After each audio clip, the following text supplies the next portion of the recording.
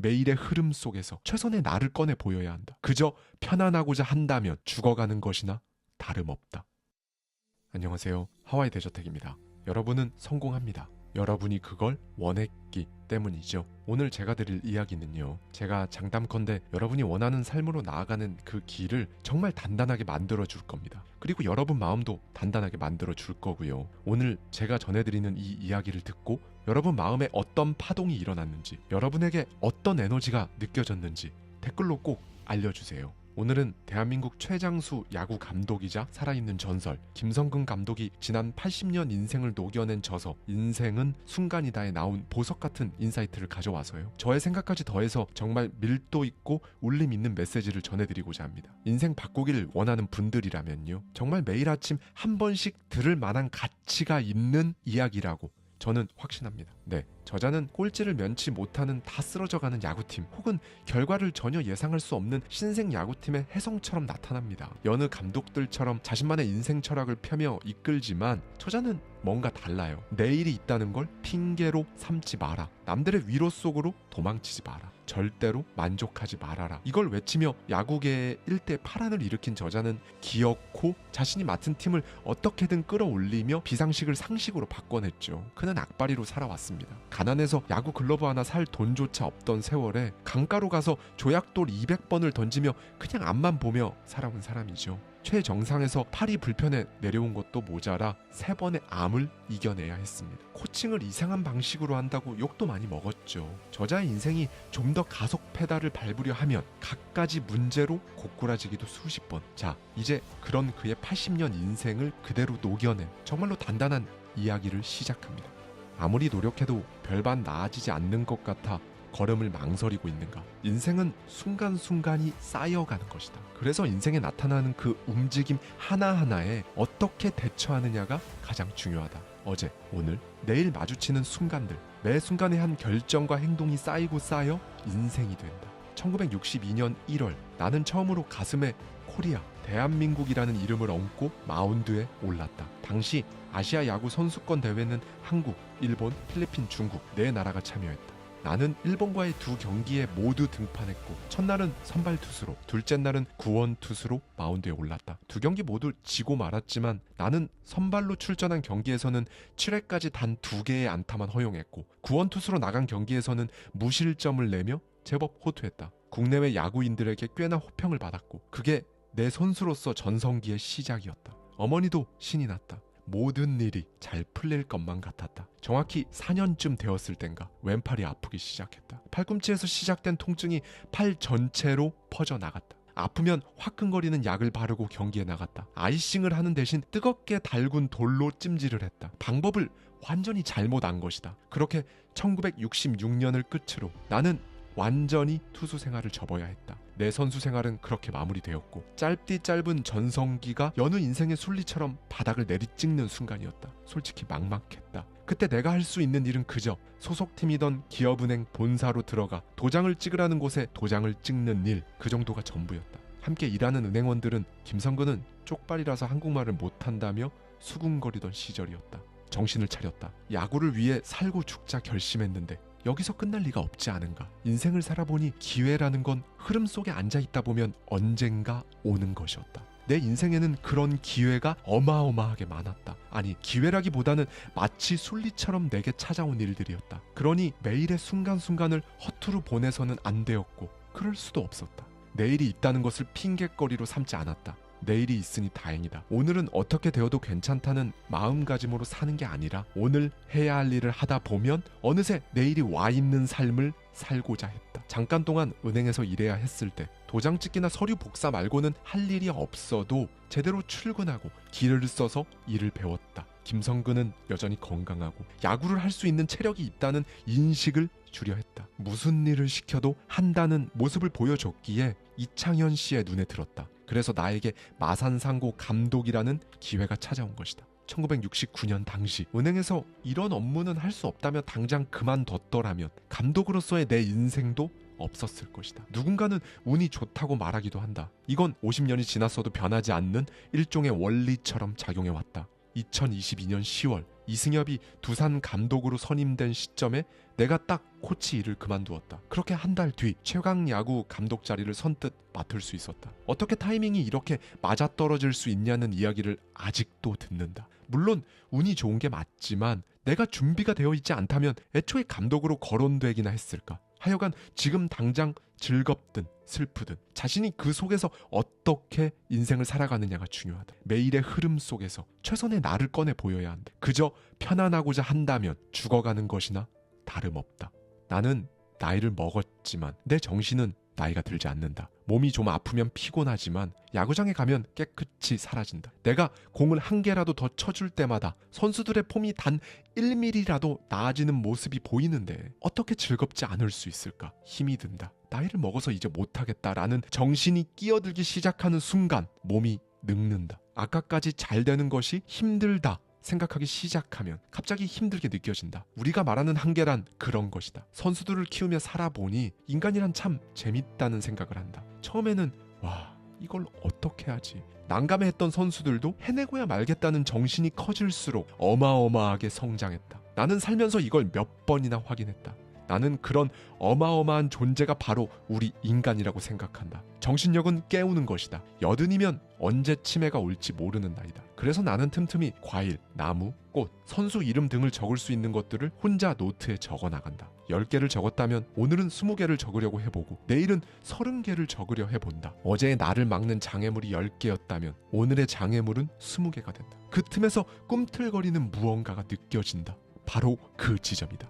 인생이 쌓이는 지점, 그렇게 약점이 사라져간다. 그러니 약점을 어디다 드러낼 필요도 없어진다. 지혜로운 사람들은 그래서 약점을 이야기하지 않는다. 세상살이를 하며 제일 약한 것이 남에게 나를 해명하고 방어하는 사람이다. 스스로 살 길을 찾아라. 가르쳐주지 않는다고 하면 어깨 너머라도 보면서 훔치겠다는 마음으로 살면 살 길이 생겨나고 스스로에 대한 동기가 생겨난다. 요즘엔 안 가르쳐준다고 말하면 그냥 거기서 관둬버리는 경우가 많다. 아니, 가르쳐준다 해도 배우러 오지조차 않는다. 그렇게 정신이 텅 비어버린 선수는 아무리 가르쳐도 다음 날이면 리셋이 된다. 이것은 세대 차이가 아니다. 배가 안 고픈 것이다. 정말 절박하다면 아프니 뭐니 핑계댈 정신이 어디 있는가. 이건 내가 처절하게 몸이 아파봤기에 할 수 있는 말이다. 한 TV 방송에서 암이 3번이나 걸렸다는 사실을 고백했다. 구단에 아무것도 알리지 않고 혼자 수술을 하러 갔다. 선수들에겐 그냥 잠깐 어디 다녀온다 정도로만 말했던 기억이 난다. 내가 처음 수술한 병원이 강남 삼성병원이었는데 암 수술을 한 다음 날부터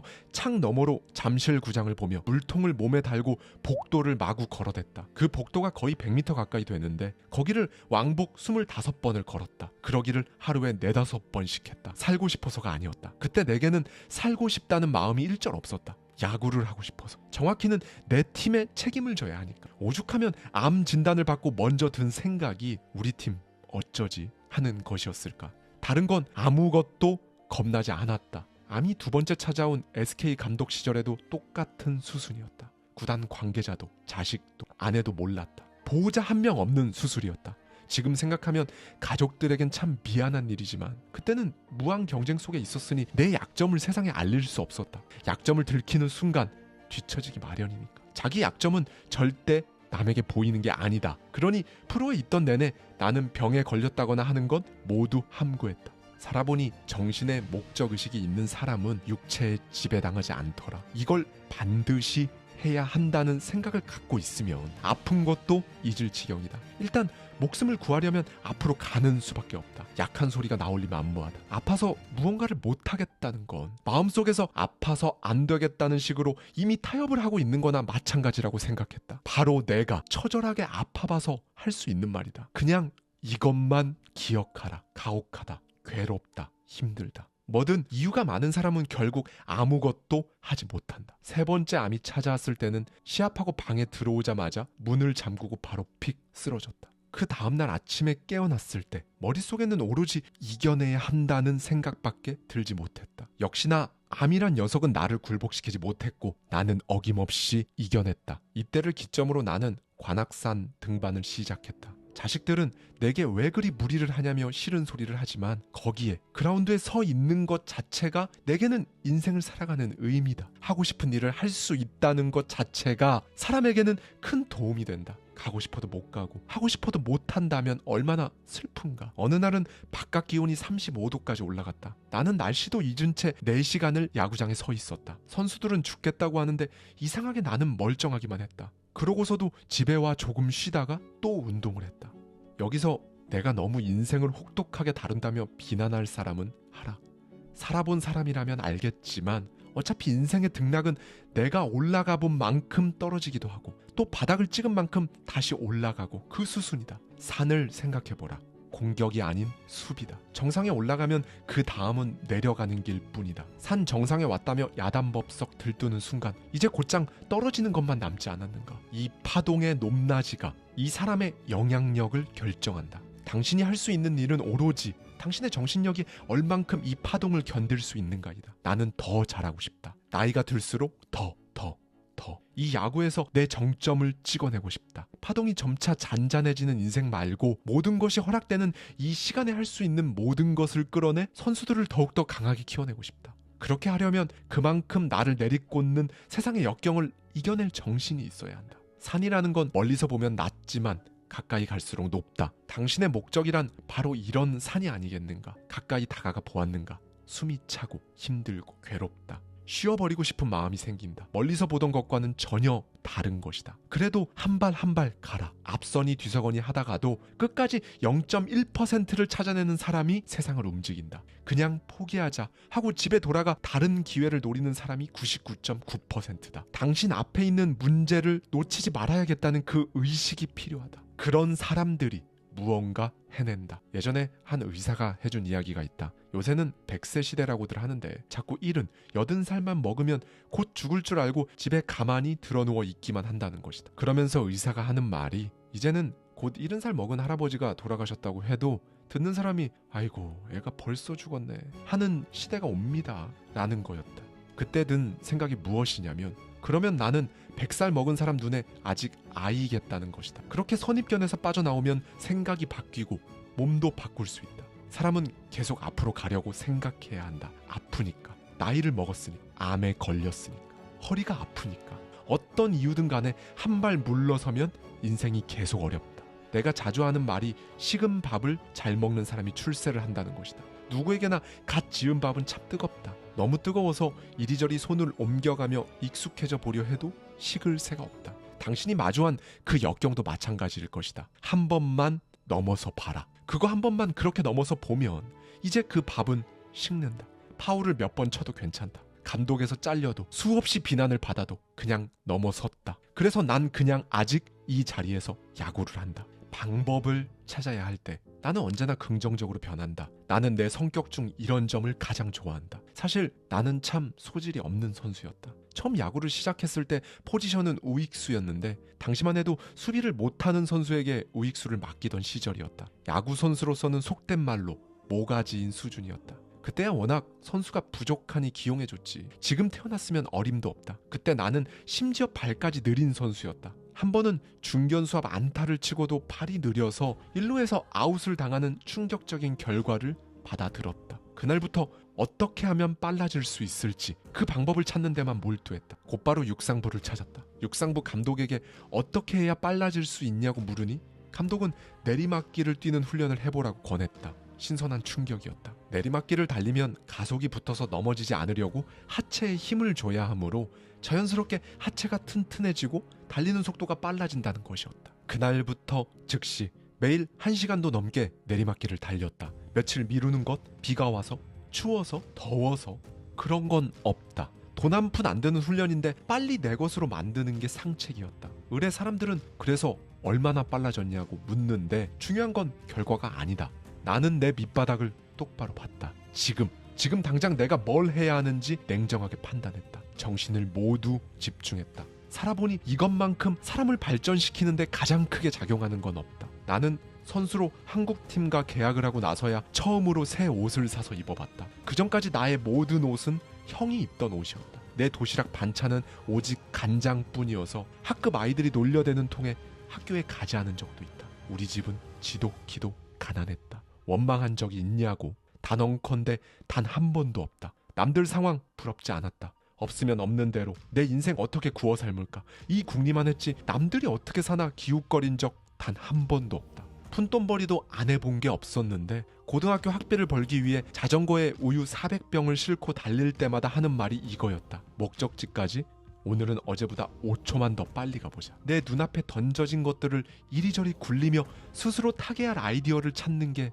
내 인생이었다. 고등학교 때 갑자기 투수를 해보라는 이야기를 들었을 때도 그랬다. 우리 집에 야구용품 같은 걸 살 돈이 있을 리가 있는가. 나는 또 곧바로 움직여 방법을 찾았다. 집 앞에 흐르는 강에 가서 돌멩이를 수도 없이 던지는 것. 하루에 돌멩이를 200개씩 던졌다. 가졌냐 못 가졌냐는 중요하지 않았다. 된다 안 된다를 따지지 않았다. 그냥 무조건 되게 한다.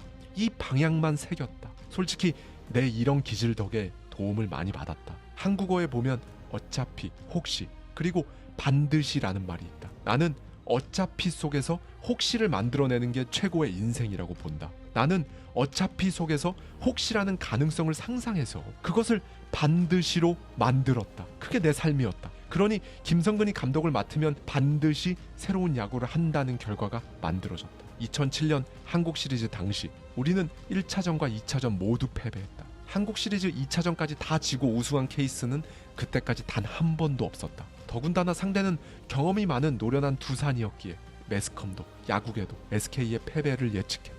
모든 잘못은 전부 내가 한 것 같았다. 내가 무능한 탓, 내가 못난 탓, 어디도 말할 수 없었다. 리더가 포커페이스를 잃는다면 모든 이들이 불안과 패닉에 빠진다. 감독실에 새벽까지 드러누워 끙끙 앓았다. 2시 반쯤 되었을 무렵 문득 머릿속에 이런 생각이 스쳐갔다. 2패했어도 아직까지 괜찮지 않나? 아직이라는 한 단어가 떠오른 순간 나를 짓누르던 그 고약한 무게가 가벼워졌다. 갑자기 머릿속 분위기가 전환됐다. 벌써 2패나가 아직 기회가로 바뀌니 날뛰던 마음이 꽉 잡히는 느낌이 들었다. 정말로 이상하게 그 다음 시합부터 내리 이기는 게 아닌가. 나는 이 우승에 아직이라는 마음이 큰 기여를 했다고 본다. 살아보니 인생에는 그런 게 중요하다.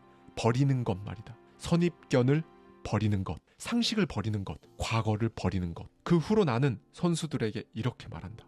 과거에 실수를 했든 실패를 했든 그냥 뭘 했든 끙끙 앓게 만드는 것은 다 버려라. 그때의 생각, 방법이 나빴을 수 있다. 너희가 나쁜 게 아니다. 얘들아, 생각, 방법, 자세를 바꿔봐라. 자세를 바꾸면 새로운 게 나온다. 안 될 때, 실패할 때, 아플 때 너도 모르게 크고 있다. 선수들을 보며 몇 번이나 느낄 수 있었다. 생각이 바뀌면 행동이 바뀌고, 행동이 바뀌면 습관이 바뀌고, 습관이 바뀌면 운명도 바뀐다. 눈빛이 바뀐다. 모든 일에는 밑바닥을 볼 가능성이 따라다닌다. 그만큼 찬스도 온다. 참 기괴한 행동들로 욕도 많이 먹었다. 우리나라는 대체로 유별나게 튀는 걸 좋아하지 않고 일반적인 방식을 선호하는 경향이 있어서 여태 없던 일을 하면 곧바로 비난부터 받는다. 벌떼 야구라는 괴상한 방법을 썼을 때도 그랬다. 그때 내가 맡은 팀의 밑바닥을 타게 할 방법은 이것뿐이었다. 곧바로 엄청난 비난이 이어졌다. 내가 일부러 어떤 특정 선수의 승을 챙겨주려고 내보낸다는 둥, 기록을 만들어준다는 둥. 그런데 지금은 야구가 그렇게 바뀌어 있다. 투수 여러 명을 쓰는 게 이제는 상식이 되었다. 그때는 상식이 아니었다. 만약 세상이 시끄럽다고 내가 거기에 맞추고 나의 야구를 하지 않았다면 지금까지 내가 한 말은 모두 다 의미가 없을 것이다. 사람은 누구나 벽에 부딪힌다. 그냥 부딪혀라. 부딪혀보면 거기에 수가 있기 마련이다. 비상식적이라고? 이것도 저것도 안 되고 도무지 나갈 길이 안 보이는가? 별 수 없다. 유리창을 깨고 나가야 하지 않겠는가? 그냥 앞으로 간다는 정신만 온전하면 문제될 게 없다. 무엇에서든 비상식적인 승부수를 던져야 살아남는. 그리고 거기서 살아남으면 당신이 한 비상식은 곧 상식이 된다. 새로운 흐름 속에서 새로운 나를 찾아라. 나는 여태껏 그 방식으로 살아왔다. 나에겐 이 방식이 상식이다. 문제를 놓치지 말아라. 절대로 문제를 놓치지 말아라. 돈 받으면 다 프로다. 당신의 일터는 프로의 세계고 당신은 프로다. 이름을 걸고 문제를 해결하라. 이름을 걸고 살아간다 생각하라.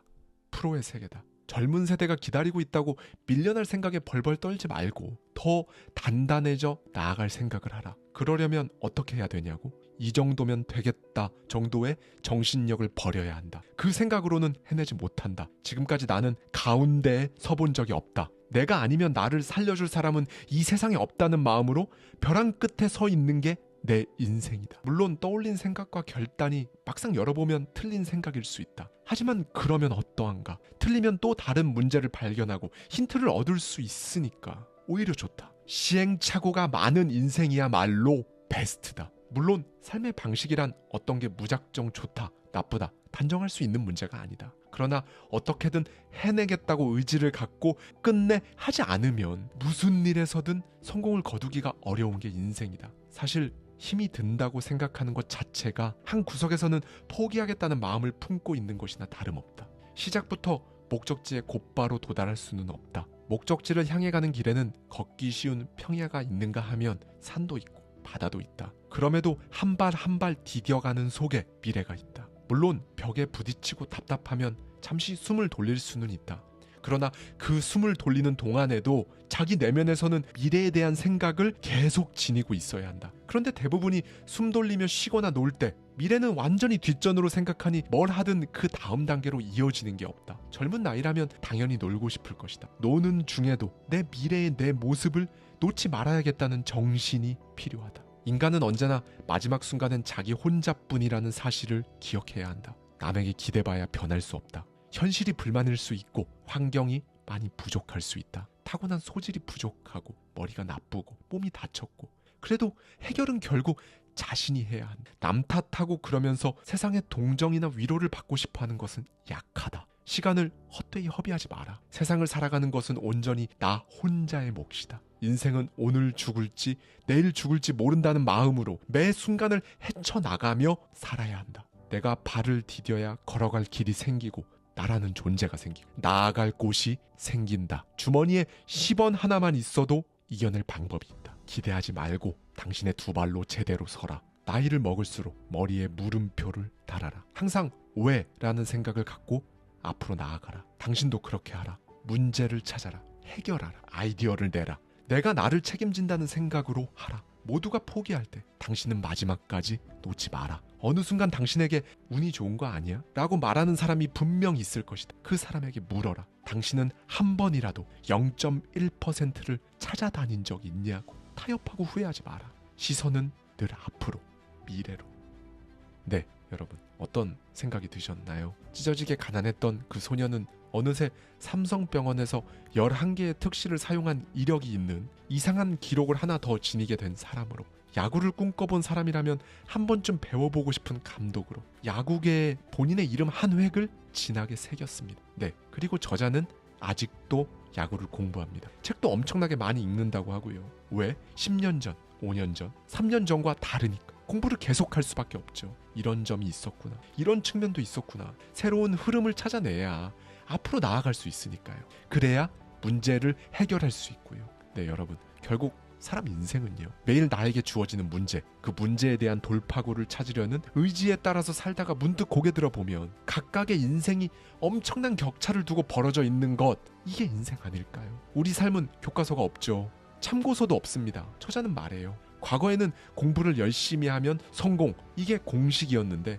지금은 너무나 다르다는 겁니다. 결국 자기 인생의 성공 루트는 자기가 만들어가면 되는 거예요. 그러니 지금 당장 여러분이 어떤 자리, 어떤 상황에 놓여 있다면 여러분 스스로에게 물어보십시오. 나는 어떤 삶을 살고 싶은가?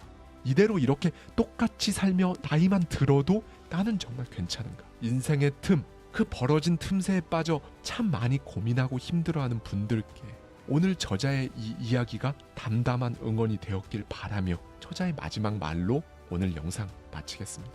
힌트라는 건 세상 어디에나 있다. 그 힌트들을 어떻게 느끼고 붙잡아서 자기 길을 만들어 가느냐가 차이고 당신의 몫이다.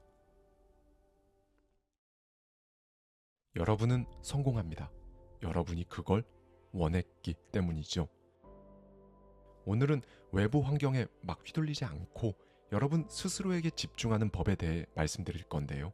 마음이 어지러워서 도대체 지금 뭐부터 해야 될지도 모르겠고 내가 내 힘으로 내 삶을 끌고 나가는 게 아니라 그냥 휘둘리면서 어딘가 끌려가는 것 같은 그 삶을 다시 찾아내는 그 방법을 최진석 교수의 노자인문학, 김성근 감독의 인생은 순간이다에 담겨있는 인사이트를 가져와서요. 저의 생각까지 더해서 이야기해 보겠습니다.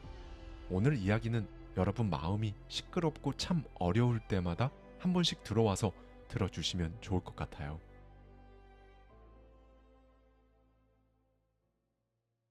살아있는 나무만이 흔들린다.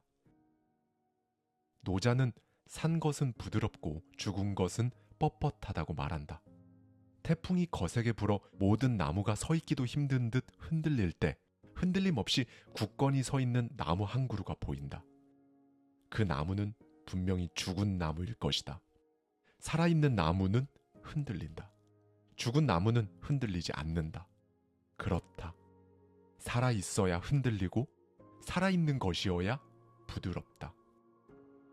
성공한 사람의 가장 큰 적은 역설적이게도 성공기억이라고 하는 말을 들은 적이 있다.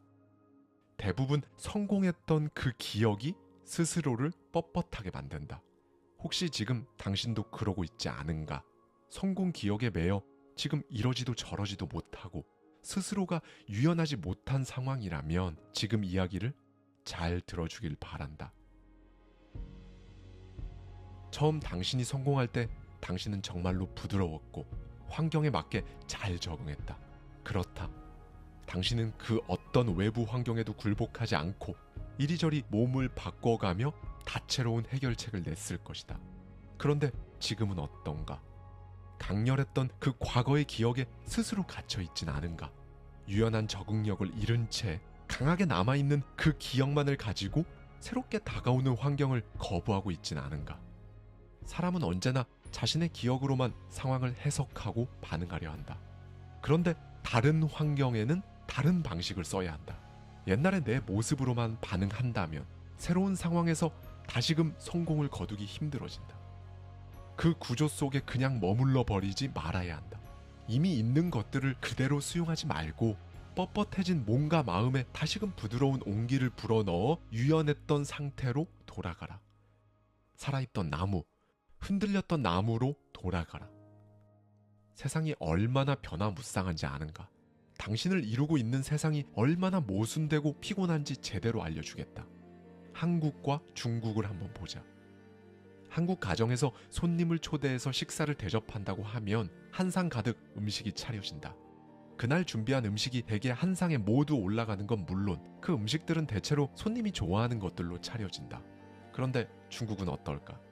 손님은 밥상에 앉아도 그 다음에 어떤 음식이 나올지 또 몇 가지 음식이 나올지 예측할 수가 없다. 음식의 주도권을 철저히 주인이 쥐고 있는 것이다. 여기서 손님은 보통 조절을 못한다. 판이 그렇게 짜여진 걸 어쩌겠는가.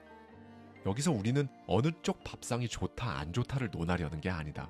당신의 좋다 안 좋다와 상관없이 완전히 다른 두 밥상 문화, 완전히 다른 가치관, 완전히 다른 상황들이 하루에도 수십 번, 며칠 동안 수백 번 당신에게 찾아온다는 사실을 알려주고 싶을 뿐이다. 그런 상황에서 내가 뻣뻣하면 어떻게 되겠는가? 한국의 밥상만 고집하다가 중국의 밥상을 받고 부러져 버린다. 밥투정을 하는 통에 무례하다며 쫓겨날 수도 있는 노릇이다. 중국의 밥상에 익숙해진 사람에겐 이런 일이 일어날 수도 있다. 오늘 뭘 먹고 싶냐는 주인의 물음에 얼어버리면 어떡할까? 이 모순의 공존을 경험해온 사람은 언제나 어디서나 유연하게 손님처럼 상황에 대처한다. 즉 언제나 손님처럼 상황을 받아들이고 주인된 마음으로 답을 찾아 행동하면 그만이다. 그런 사람의 몸짓은 부드럽다. 그러니 반드시 그래야만 하는 것이 없다는 마음으로 유연하게 대처하다 보면 내 그릇에 맞는 것들이 알아서 들어오고 내 방향에 맞는 것들이 알아서 길을 안내한다. 노자의 말을 들어보자. 밝은 길은 어둑한 듯하고 앞으로 나아가는 길은 물러나는 듯하며 평평한 길은 울퉁불퉁한 듯하고 가장 훌륭한 덕은 계곡과 같으며 정말 깨끗한 것은 더러운 듯하고 정말 넓은 덕은 부족한 듯하며 건실한 덕은 게으른 듯하고 정말 참된 것은 변질된 듯하다. 그러니 이런저런 상황에 뒷걸음질 치는 것 같아도 오히려 앞서게 되는 성취를 이룰 수 있는 것이다. 노자의 도덕경에 이런 말이 나온다. 말을 달리며 즐기는 사냥이 사람의 마음을 미치게 한다. 당신은 지금까지 살면서 바람직한 일을 하면서 살았는가? 아니면 바라는 일을 하면서 살았는가? 해야 하는 일을 하면서 살았는가? 하고 싶은 일을 하면서 살았는가? 좋은 일을 하면서 살았는가? 좋아하는 일을 하면서 살았는가? 자기가 좋아하는 일을 모른 채 좋은 것에 맞춰 산다는 건 속된 말로 미칠 일이다. 내 선호를 뺀 바람직한 기준은 사냥꾼이 정해놓고 내달리는 목표물과 똑같은 것이다. 그러니 그런 사냥이 사람의 마음을 미치게 만드는 게 아니겠는가? 우리는 언제나 바라는 것과 바람직한 것 사이에서 빚어지는 엇박자 때문에 고달프다. 재미가 없다. 큰 성취도 어렵다. 그 사냥꾼의 몸은 잔뜩 긴장되어 있고 뻣뻣하다. 당신은 어떠한가? 노자는 사람들이 왜 기준 아래 개별 자아가 주눅이 들고 고통받아야 하는지 의아하게 여겼다. 그는 바람직한 것을 모두 똑같이 수행하는 사회보다 바람직한 것을 없앤 후 각자 바라는 바를 다양하게 수행하는 사람들이 모인 사회가 더 건강하다 말했다. 나도 동의한다. 해야 하는 일보다는 하고 싶은 일을 하는 사람들로 이루어진 나라가 더 강하다. 그래야 유연해진다. 그렇다면 어떻게 나라는 사람이 다시금 유연해지고 살아있는 나무처럼 살아갈 수 있을까? 언제나 왜 그렇게 됐을까? 라고 묻는 것부터 시작하자. 야구 감독인 김성근 감독의 말을 들어보자. 왜 그렇게 됐을까? 하는 질문은 별것 아닌 것 같아도 사실 어마어마하게 크다.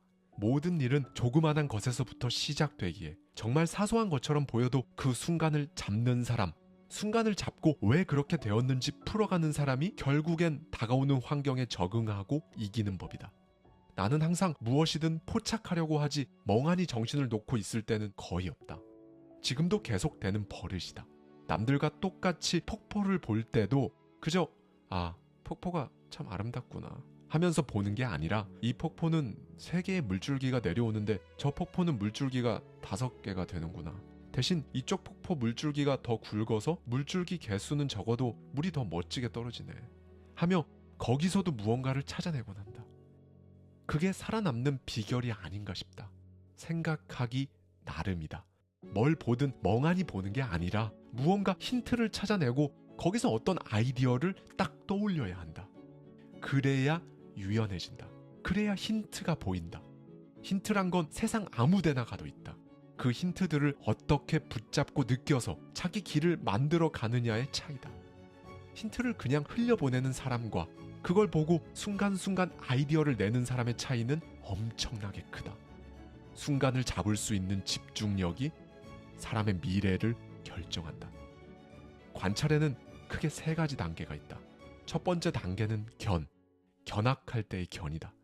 말 그대로 사과가 나무에서 떨어지는 모습을 봐도 아무 생각이나 의문을 갖지 않는다. 대부분 사람들은 세상사를 이 견의 단계에서 바라보는데 그친다. 왜? 라는 퀘스천 마크가 없는 것이다. 그 다음 단계는 관광할 때의 관이다. 자세히 들여다보고 관심을 갖는 단계인데 앞에서 말한 사과의 예를 들자면 사과가 떨어지네 정도의 생각을 갖는다면 관의 단계에 있다고 할 수 있다. 그리고 관찰에서 최고의 경지에 이른 단계가 바로 진이다. 진찰할 때의 진으로 내 눈으로 본 현상 속으로 파고들어 가장 깊숙이 보는 단계다. 사과가 매일 나무에서 떨어지는데 그것에 깊이 골몰한 사람은 뉴턴뿐이다. 그래서 그는 흐름 속에 기회를 찾을 수 있었다. 언제든 진의 단계에서 세상을 바라보려 노력하라. 재미있는 이야기가 있다. 옛날에 다리 위에서 사과를 파는 사과 장수가 한 명 있었다. 얼마나 장사에 열심인지 하도 닦아대서 사과 하나하나가 전부 번들번들 광이 돌 정도였다. 그런데도 장사가 잘 안 되는 것이다. 반면 그 사람 친구는 가끔씩 장사를 나가는데도 엄청나게 장사가 잘 되었다. 사과 장수는 고민했다. 왜 그럴까? 대체 무슨 차일까? 답은 관찰에 있다. 사과 장수의 친구는 자기가 장사하는 자리에 몇 시쯤이면 지나가는 사람이 많은지, 거길 지나갈 때 사람들이 필요로 하는 게 무엇일지 그걸 파악하고 장사를 했다. 비 오는 날은 우산을 팔러 나갔고 해가 쨍하게 무더운 날은 부채를 팔러 나갔다. 사과 장수는 비가 오든 아침이든 저녁이든 사람이 있든 없든 한결같이 사과만 팔았다. 목표물만 쫓는 사냥꾼처럼 오로지 자기 사과만 쳐다보고 주변을 못 보니 잘 될 리가 없었다. 당신은 어떠한가? 유연하게 상황을 조망하고 있는가? 그러니 세상 일은 모두 왜? 라는 퀘스천 마크를 갖고 그 속으로 들어가 깊이 관찰해야 답이 나오는 법이다. 시키는 대로만 해서도 안 된다. 저절로 나아지는 건 아무것도 없다. 아까는 안 되던 게 지금은 왜 되지? 라는 물음을 가지고 탐구하고 몰두해야 비로소 문제가 해결된다. 갑자기 덜컥 잘 된다고 그 상황을 그냥 넘겨서도 안 될 노릇이다. 관심 속에 있지 않으면 시간이 얼마가 지나든 해결이 되지 않는다. 반면에 관심을 갖다 보면 퀘스천 마크가 생기는 지점이 뭐든 있을 것이다. 그 지점을 찾아 느낌표로 바꾸는 사람이 이기게 되어 있다. 세상 일이 다 그렇다. 요즘 사람들에게 꼭 해주고 싶은 말이 있다. 삶을 유연하게 살아가는 사람들이 꼭 가지고 있는 마음이다.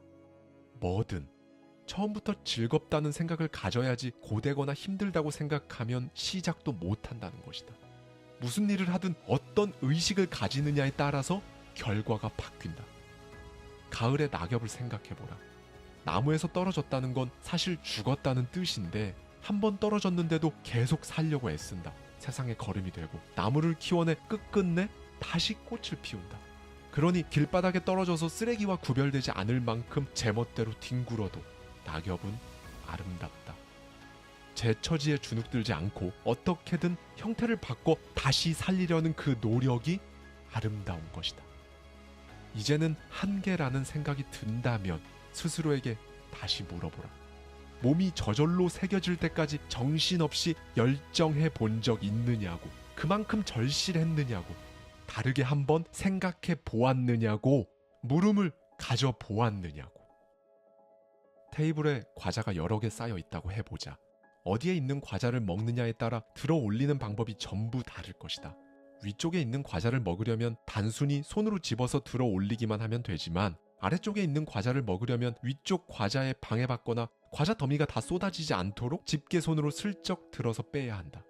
굳이 어느 각도로 손가락을 구부려야 하는지 데이터를 들추며 계산하지 않아도 우리의 몸이 직감적으로 반응하듯이 모든 문제를 대할 때 그 수준으로 빠르게 판단해서 행동할 수 있어야 한다.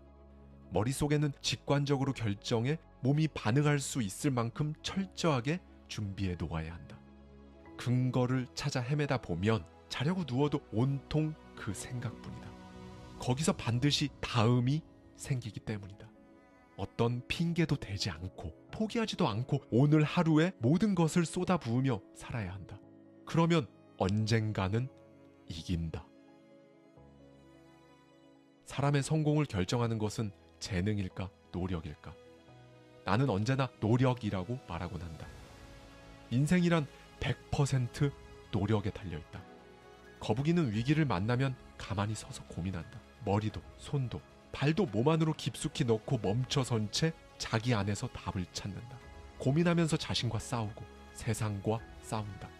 거북이가 길을 걷다 멈춰 기다리는 것은 무조건 참기 위함이 아니라 상황을 예의주시하고 결국 앞으로 더 나아가기 위함이다. 인생을 살아가는 법도 똑같지 않은가? 위기에서 아무것도 배우지 못하는 사람은 인생을 똑바로 살 수 없다. 문제가 생겼을 때 도망가는 사람은 약하다. 도망간다고 해서 문제가 다시 안 생길까? 반드시 또 다음 문제가 생긴다. 기회가 인생에 여러 번 오듯 위기도 마찬가지다. 그런데 세상은 자꾸만 타협을 하라고 한다. 상황에 유연하게 대처하라는 말이 내가 하고자 하는 것들을 굽히고 세상과 타협하라는 말이 아니다. 그런데 많은 사람들이 위기가 오는 게 싫어서 자기 뜻을 굽혀 상대에게 맞춘다. 기준에 자신을 가둬버린다. 그렇게 해서 어떻게 새로운 아이디어가 나오고 문제가 해결될까? 그렇기 때문에 모든 것들이 원상복귀되고 당신은 상황이 변하지 않는다며 좌절한다. 답을 찾을 수 없다. 그런데 답은 내가 직접 그 변화에 부딪혀야 나오는 법이다. 물병이 싫다며 지금 있는 곳이 싫다며 무작정 바깥으로 나오면 물은 그대로 흩어져 버린다. 누구든 자기라는 형태의 물병 안에서 살아갈 방법을 찾으면 된다.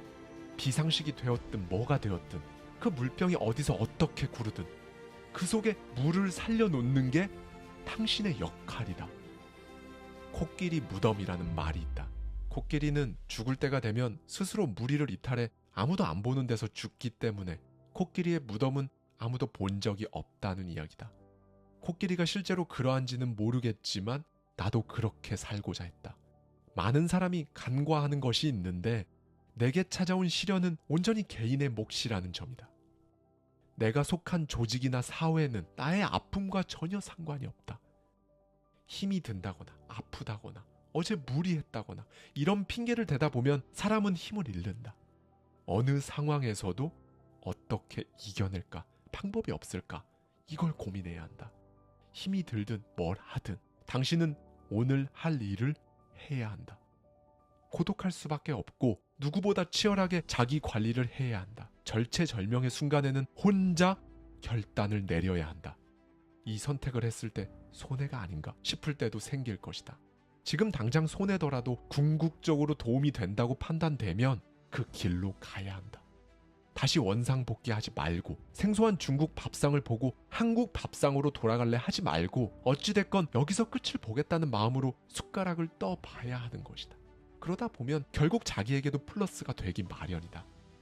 당신의 모든 선택이 바보스럽게 느껴질 수도 있겠지만 원래 긴 인생에는 바보 같은 선택이 플러스가 되기 마련이다. 기다림은 생각보다 쉽지 않다. 인내와 침묵이 필요하다. 그 길에서 부족한 사람일수록 시끄럽다. 침묵하는 만큼 더 많이 부딪힌다.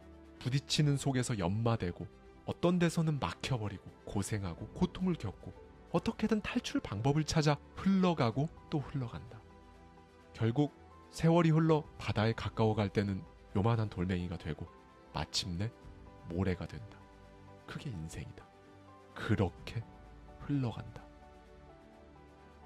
돌의 형태를 고수하면 반드시 어딘가에서 막힌다. 인생도 마찬가지다. 누구에게나 인생이 꽉 막히고 답답한 순간이 온다. 죽은 나무는 누군가 구해주기를 기약도 없이 기다리는 반면 살아있는 나무는 문제 속에 푹 빠져서 깊이 탐구하고 골몰한다. 도대체 내가 어디가 고여있나? 물이 왜 고였을까?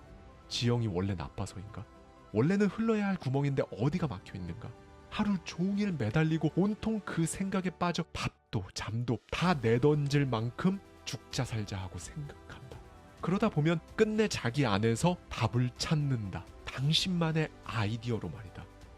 사람들이 말하는, 세상이 말해대는 그 상식 속에만 있어서는 앞으로 가지 못한다.